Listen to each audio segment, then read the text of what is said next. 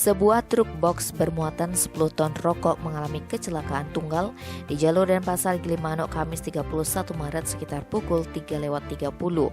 Truk tersebut terguling setelah menabrak pembatas jembatan di atas Sukat Yehnu, Banjar Penyalin Desa Samsam, Kecamatan Kerambitan.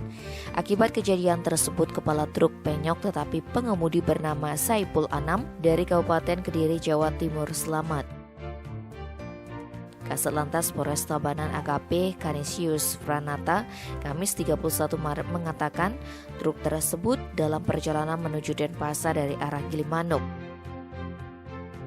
Saat tiba di lokasi kejadian, sopir truk diduga tidak mampu mengendalikan kendaraannya karena jalur menurun dan menikung ke kanan.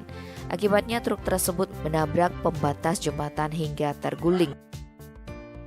Tidak ada korban jiwa dalam peristiwa tersebut, tetapi kerugian materi akibat kerusakan truk diperkirakan mencapai 5 juta rupiah. Tim Bali Express melaporkan.